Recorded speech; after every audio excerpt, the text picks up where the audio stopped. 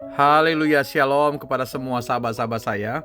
Pada kesempatan di hari-hari ke depan, kita akan melihat kisah bagaimana seorang yang dianggap berdosa, tapi mempunyai satu kerinduan yang dalam untuk dia bisa mengalami perjumpaan dengan Yesus. Bagaimana sebuah kisah yang membuat kita terbuka bahwa Tuhan itu terbuka dan dia menerima orang-orang yang berdosa. Anda bisa menemukan kisah Sakeus, ini perjumpaan yang luar biasa.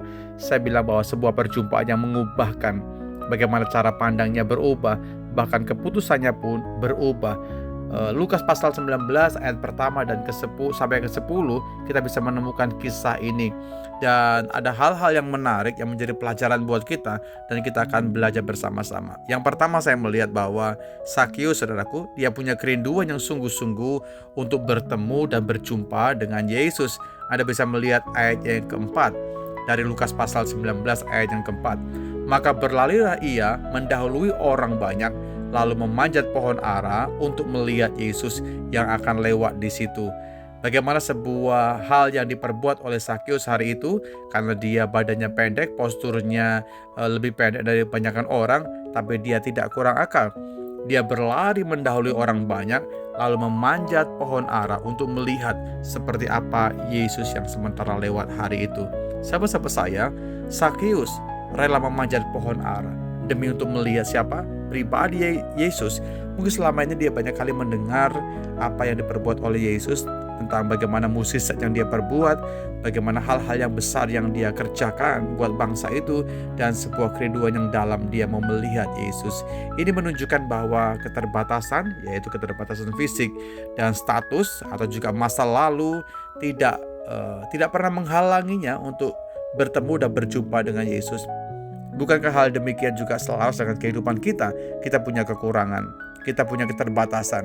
Bahkan di balik semua yang kita alami hari ini, kita punya sudut ketidakmampuan kita sebagai manusia. Tapi kerinduan yang sungguh-sungguh untuk bertemu dengan Yesus, dan akhirnya semuanya terjadi. Semua kita punya keterbatasan. Kalau mau dibilang setiap kita punya kekurangan, iya, saya mau bilang semua kita punya kekurangan, semua kita punya keterbatasan. Tetapi hal yang luar biasa adalah kerinduan yang sungguh-sungguh kepada Yesus itu membawa kita untuk mendekat, melekat, dan Tuhan selalu bisa memberikan hal-hal yang baru kepada kita. Dalam bagian ini, Sakeus itu memanjat sebuah pohon ara. Sahabat-sahabat saya, hari ini jangan sampai kekurangan kita, keterbatasan kita menghalangi kita untuk bertemu dan berjumpa dengan Yesus. Poin yang kedua, Yesus dia mencari, dia menerima orang yang kata orang dia adalah orang yang berdosa. Sakeus adalah pemungut cukai yang dibenci oleh banyak orang, dibenci masyarakat, ya, namun Yesus justru menghampirinya. Yesus mengajarkan bahwa kasih karunia Tuhan melampaui penilaian manusia.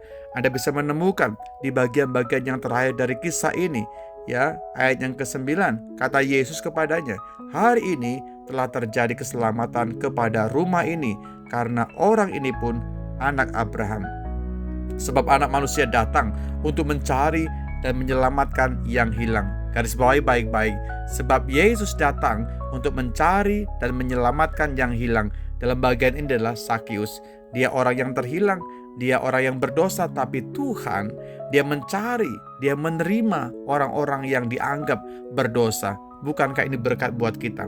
Kasih karunia Tuhan yang besar, saudaraku, memungkinkan kita menerima keselamatan dari Tuhan.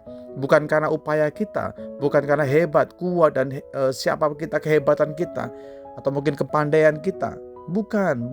Tapi semata-mata karena kasih karunia Tuhan saja kita diselamatkan. Sakeus pun demikian. Dia orang berdosa. Dia orang yang banyak orang menilai dia adalah orang-orang yang berdosa. Tapi justru Tuhan hadir di rumah orang berdosa. Dan Alkitab berkata, hari ini keselamatan terjadi di dalam rumah ini karena dia adalah anak Abraham. Poin yang menarik buat kita pelajari, kasih karunia Tuhan yang besar membuat kita bersyukur karena kita diampuni, diselamatkan dari mati yang kekal, dari maut menuju kepada kehidupan yang kekal. Terima kasih Bapa dalam sorga buat berkat yang bisa kami terima hari ini. Terima kasih buat kekuatan, terima kasih buat firman, terima kasih buat kasih karunia Tuhan. Sungguh Tuhan, Engkau datang dalam dunia, menerima kami, mengangkat kami, membawa kami dari lumpur kegelapan dosa kepada terang-Mu yang ajaib, kepada keselamatan yang sejati di dalam Tuhan. Sungguh kami sangat bersyukur, kami diampuni, kami diterima, bahkan kami Tuhan angkat menjadi anak-anak kesayangan Tuhan. Terima kasih buat kasih karunia, terima kasih buat berkat-Mu, kami bersyukur dalam berkat nama Tuhan Yesus Kristus. Amin.